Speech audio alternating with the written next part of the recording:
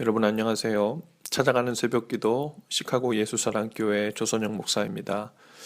오늘도 주님의 은혜와 평강이 여러분의 가정과 일터 그리고 오늘 처하게 될 모든 상황 속에서 풍성하게 경험되기를 기도합니다. 찾아가는 새벽기도는 기쁨의 언덕으로라는 연합감리교회 공식 말씀 묵상집을 본문으로 사용하고 있습니다. 오늘 우리에게 주시는 하나님 말씀은 마태복음 9장 9절에서 13절까지 말씀입니다. 제가 읽어드리지요. 예수께서 그곳을 떠나 지나가시다가 마테라 하는 사람이 세관에 앉아있는 것을 보시고 이르시되 나를 따르라 하시니 일어나 따르니라. 예수께서 마태의 집에서 앉아 음식을 잡수실 때 많은 세리와 죄인들이 와서 예수와 그의 제자들과 함께 앉았더니 바리새인들이 보고 그의 제자들에게 이르되 어찌하여 너희 선생은 세리와 죄인들과 함께 잡수시느냐. 예수께서 들으시고 이르시되 건강한 자에게는 의사가 쓸데없고 병든 자에게라야 쓸데있느니라. 너희는 가서 내가 긍휼을 원하고 제사를 원하지 아니하노라 하신 뜻이 무엇인지 배우라. 나는 의인을 부르러 온 것이 아니요 죄인을 부르러 왔노라 하시니라. 아멘. 예수님께는 12제자를 부르셨죠. 오늘은 그 중에 마테란 제자를 부르신 장면입니다. 그런데 예수님은 마테를 제자로 부르시면서 면접은커녕 마테의 말 한마디도 들어보지 않으십니다. 심지어 9절의 표현에 따르면 예수님은 지나가시다가 세리 마테가 세관에 앉아있는 것을 보고 나를 따르라 하고 말씀하셨습니다. 아마도 당시에 많은 사람들이 예수님의 제자가 되고 싶어서 따라다녔을 것입니다. 대대로 예언되었던 메시아일지도 모르는 데다가 놀라운 기적을 행하는 능력자이시니 아마도 제자가 되면 무언가 굉장히 좋은 혜택이 있을 것이라는 생각에 이미 멀찍이서 주님을 쫓는 사람들이 많았을 것입니다. 주님께서 제자를 삼겠다고 한 적도 없고 따라오라고 한 적도 없는데 말입니다. 분명 예수님의 제자가 되려면 엄청난 스펙을 갖추거나 똑똑하고 죄가 없는 하나님 앞에서 경건한 사람이어야 할 것이라고 생각했을 것입니다. 그런데 그들의 예상은 빗나갔어요.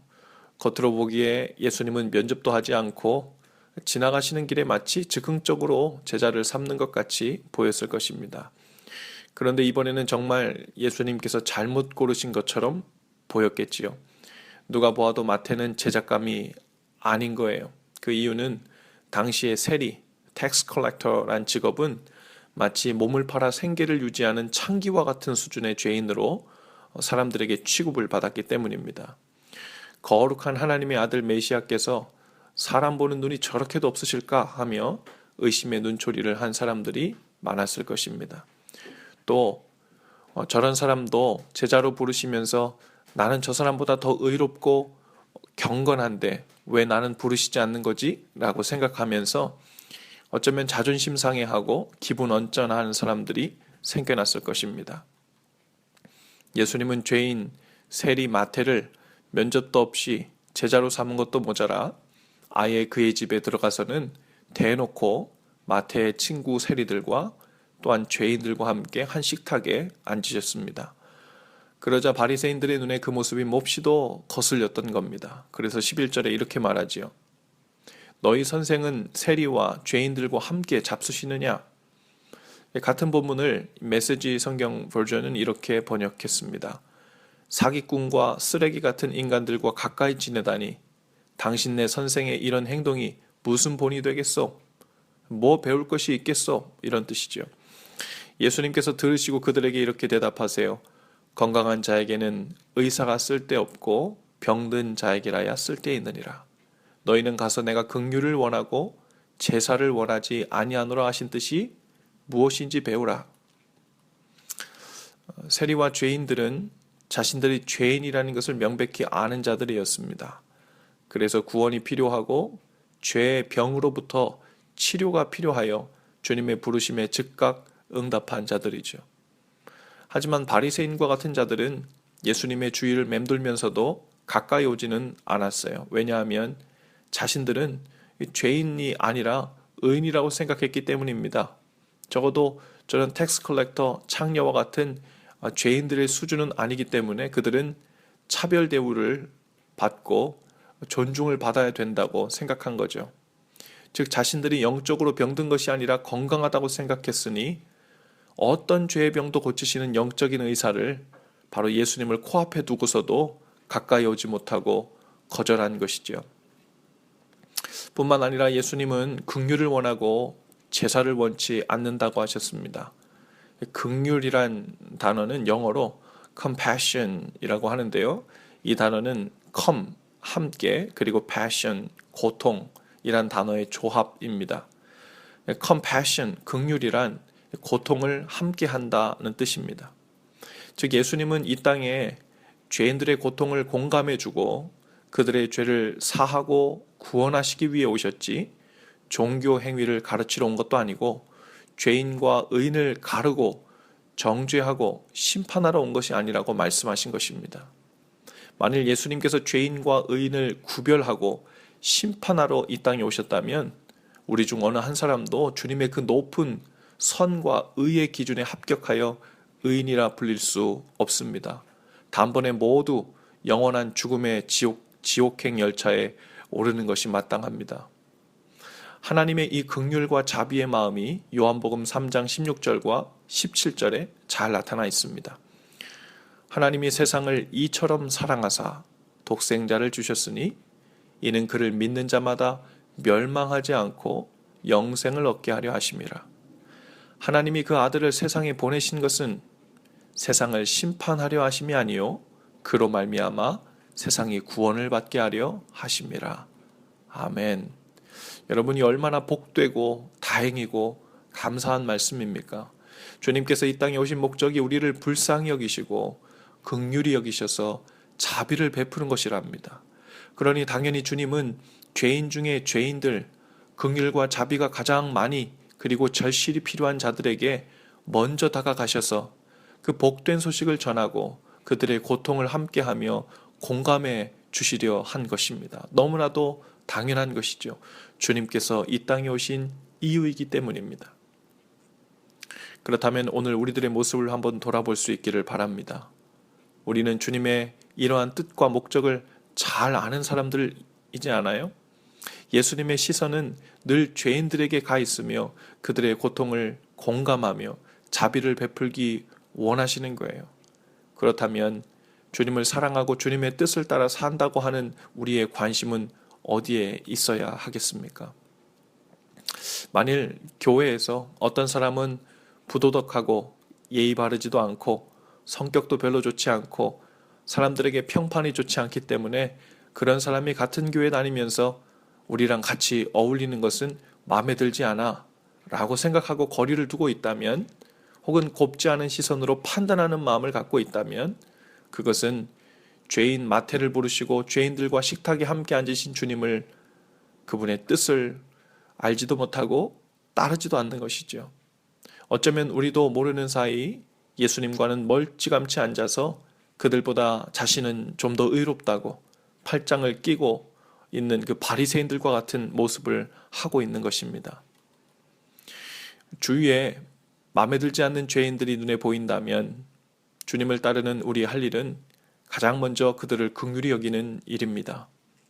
친구가 되어주는 일이에요. 자비를 베풀기 위함이고 주님의 놀라운 자비가 그들을 위해 준비되어 있다는 것을 알려주는 것입니다. 그들이 주일 예배에 잘 나오지 않고 이기적으로 굴고 술, 담배도 잘하고 여러 가지 마음에 들지 않는 것 투성이라도 주님의 첫 번째 관심은 긍휼이라는 것을 아는 것입니다. 그리고 그 마음에 동참하는 사람이 주님을 따르는 사람입니다. 그 마음에 동참하는 교회가 건강한 교회이고 주님의 마음을 시원케 하는 교회입니다. 죄인들의 죄를 깨닫게 하고 그 죄를 사하시며 그 사람을 변화시켜 의인을 만들어 가시는 것은 하나님께서 하실 일이에요. 우리의 할 일은 판단하는 일이 아니고 주님의 뜻대로 동료 죄인들과 친구가 되어주는 일, 식탁에 함께 앉는 일, 함께 아파해주고 공감해주는 일, 그리고 그 모든 것이 그들을 향한 하나님의 진짜 본의 마음이라는 것을 행동으로 보여주는 것입니다. 즉 사랑이지요. 13절에서 예수님은 마지막으로 이렇게 말씀하십니다. 나는 의인을 부르러 온 것이 아니요 죄인을 부르러 왔노라. 메시지 성경은 그 구절을 이렇게 번역해요. 내가 여기 있는 것은 소외된 사람들을 초청하려는 것이지 영향력 있는 사람들의 비위나 맞추려는 것이 아니다. 우리 주위를 둘러보시기 바랍니다. 그리고 오늘 나는 어떤 사람들과 가까이 하려고 하고 있고 어떤 사람들을 멀리 하려고 하고 있는지 돌아보시기 바랍니다. 주님의 시선은 영향력 있는 사람들이 아니라 죄인들과 소외된 사람들에게 있습니다. 주님 뜻대로 삽시다. 주님의 시선을 따라갑시다. 기도하십시다. 주님의 마음을 아는 자가 되길 원합니다. 긍휼과 자비를 원하시는 주님의 마음을 알고 그 마음에 동참하는 삶을 살게 하옵소서. 어줍지 않은 의인 의식으로 남을 판단하고 정죄하고 팔짱 끼고 멀리하려는 교만을 우리에게서 멀리하시고 주님과 같이 긍휼히 여기는 마음을 허락해 주옵소서. 그래서 오늘 하루 사는 동안 우리에게 맡겨진 그리고 우리와 대하게 되는 많은 종류의 사람들을 주님의 마음으로 대하게 하시고 그들에게 주님의 진짜 본의, 즉 불쌍히 여기시고 긍휼히 여기시고 그들의 고통을 함께 하시고 그들을 초청하기 원하시는 주님의 마음을 전하는 그리고 보여주는 하나님의 그 마음을 나타내는 삶을 살 수 있도록 은혜 베풀어 주옵소서.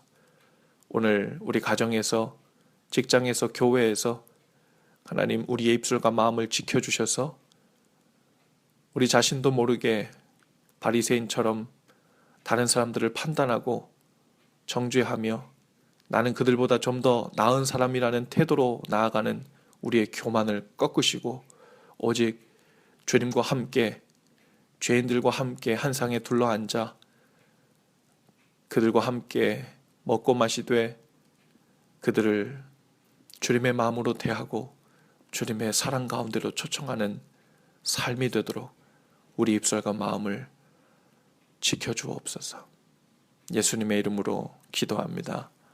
아멘. 여러분 오늘도 예수 사랑으로 파이팅입니다. 내일 아침에 또 뵙지요.